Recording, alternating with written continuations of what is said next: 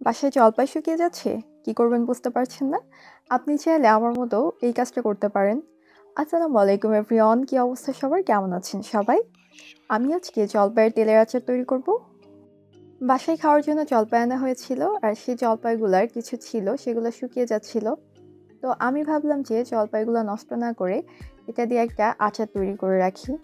আর শীতের দিনে খিচুড়ি দিয়ে জলপাইয়ের তেলের আচারটা আমার অনেক বেশি পছন্দের। তো ভাবলাম যে জলপাই দিয়ে তেলের আচারটাই করে রাখি।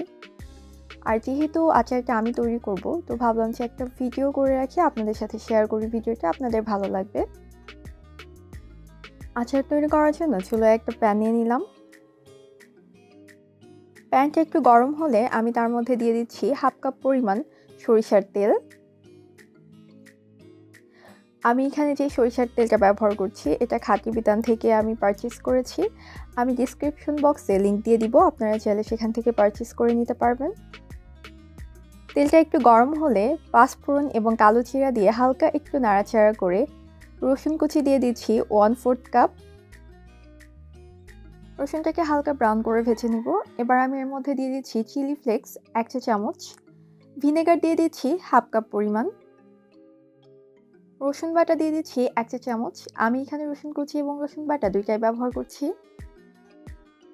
দিয়ে দিচ্ছি 1 চা চামচ পরিমাণ শুকনো মরিচের গুঁড়া, 1/2 চা চামচ পরিমাণ হলুদ গুঁড়া, 1 চা চামচ পরিমাণ লবণ এবং 1 টেবিল চামচ পরিমাণ সরিষা বাটা। চিনি দিয়ে দিচ্ছি 1/2 কাপ পরিমাণ। আপনারা আপনাদের পছন্দ মতো এখানে চিনি অ্যাড করতে পারবেন। একটু নাড়াচাড়া করে দিয়ে দিচ্ছি জলপাই। আমি এখানে আধা কেজি পরিমাণ জলপাই নিয়েছি। আমি জলপাইগুলোকে একটু কেটে দিয়েছি যাতে জলপাইয়ের মধ্যে মশলাগুলো খুব ভালোভাবে ঢুকে যেতে পারে।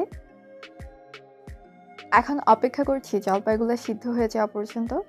আর এইখানে অনবরত নেড়ে দিতে হবে, না হলে নিচেই লেগে যেতে পারে। ভিনেগার দিয়ে দিচ্ছি 1/4 কাপ পরিমাণ।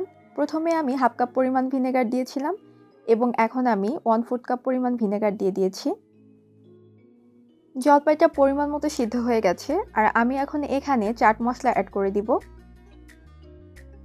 একটা ফ্রাই প্যানে পাঁচফোড়ন, জিরা এবং আস্ত সজ একটু গরম করে নিয়ে সেটাকে আমি গুঁড়ো করে চাট মশলাটা তৈরি করে নিয়েছি। চাট মশলা এবং 1/2 চা চামচ পরিমাণ বিট লবণ দিয়ে চুলাটাকে অফ করে দিচ্ছি। এই তো তৈরি হয়ে গেল আমার জলপাইয়ের তেলের আচার। এটা খুব সহজেই তৈরি হয়ে যায়, আর এটা কিন্তু খেতেও ভীষণ মজার। এই আচারটাকে 2-1 দিন একটু রোদে দিয়ে কাচের জারে সংরক্ষণ করা যাবে 1 বছরের মতো। আজকের ভিডিওটা এই পর্যন্তই। ভিডিওটা ভালো লাগলে লাইক, কমেন্ট, শেয়ার করে দিবেন। আপনি যদি এখন আমার ইউটিউব চ্যানেলটাকে সাবস্ক্রাইব না করে থাকেন তাহলে সাবস্ক্রাইব করে দিবেন আমার ইউটিউব চ্যানেল এবং ফলো দিয়ে রাখবেন আমার ফেসবুক পেজে। দেখা হচ্ছে পরবর্তী ভিডিওতে। সবাই ভালো থাকবেন। আল্লাহ হাফেজ।